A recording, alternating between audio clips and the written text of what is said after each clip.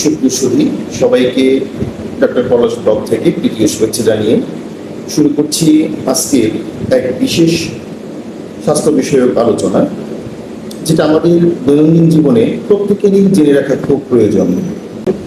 দেখতে দেখতে আমাদের অনেকেরই বয়স 30 পেরিয়ে 40-এর কোথাও পেরিয়ে যায়, আর অনেকেই আমরা ভাবতে থাকি 40 বছর হয়ে যাওয়া মানেই হচ্ছে জীবনের প্রায় শেষ প্রান্তে এসে দাঁড়ানো। সত্যি কি তাই?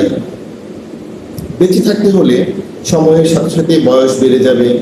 আমরা বয়সের সাথে পাল্লা দিয়ে নিজেদেরকে সুস্থ রাখতে একটু সচেতন হলেই আমরা আমাদের নির্দিষ্ট বয়সও নিজেদেরকে সেই বয়স অনুযায়ী নিজেদের স্মার্ট এবং সুন্দর রাখতে পারি। তার জন্য বিশেষ প্রয়োজন হচ্ছে স্বাস্থ্য বিষয়ক কিছু জ্ঞান বা স্বাস্থ্য বিষয়ক কিছু টিপসগুলো আমাদের জানা। আমরা যদি স্বাস্থ্য বিষয়ক টিপসগুলো জানি বা স্বাস্থ্য বিষয়ক জ্ঞান আমাদের ভিতর থাকে, তাহলে আমাদের বয়স যতই হোক না কেন, ঠিক সেই বয়স অনুযায়ী আমরা আমাদের নিজেদেরকে স্মার্ট, প্রাণচঞ্চল এবং উদ্যমী রাখতে পারি। তো চলুন জেনে নিয়ে যাক আজকের বিষয়টা। আজকে আমরা জেনে নিব 40-এর ঊর্ধ্বে যাদের বয়স বা 40 যারা ক্রস করছি, তাদের কোন ভিটামিনগুলো সবচেয়ে গুরুত্বপূর্ণ ভূমিকা পালন করে।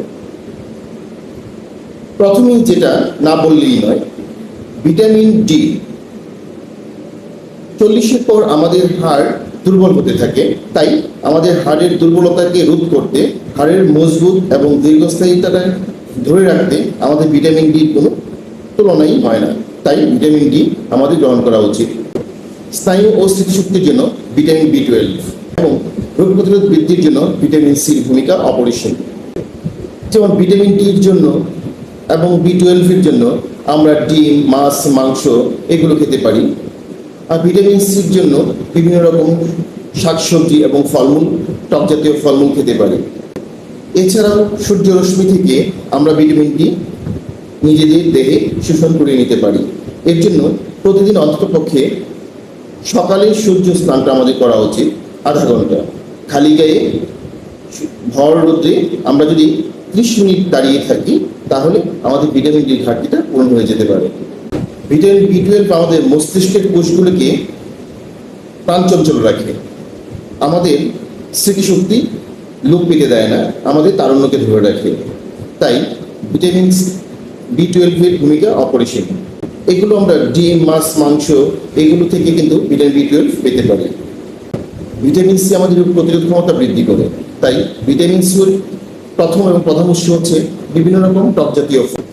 এছাড়াও জিঙ্ক, ওমেগা 3, ক্যালসিয়াম, ম্যাগনেসিয়াম, সুষম খাদ্য গ্রহণ, নিয়মিত ব্যায়াম, সঠিক সময় ঘুম, বেশি পানি পান করা, টেনশন মুক্ত থাকা, কোথাও ঘুরতে যাওয়া, এগুলো যদি আমরা নিয়মিত ফলো করি, আমাদের বয়স আমাদের কখনোই বার্ধক্যের দিকে ঠেলে দেবে না, বরং আমরা আমাদের বয়সকে ধরে রেখে তারুণ্যকে ধরে রাখতে পারবো অনেক বছর। পরিশেষে সকলে সুস্থ থাকুন, ভালো থাকুন, এই প্রত্যয়ে আজ এখানেই আমি ডক্টর পলাশ।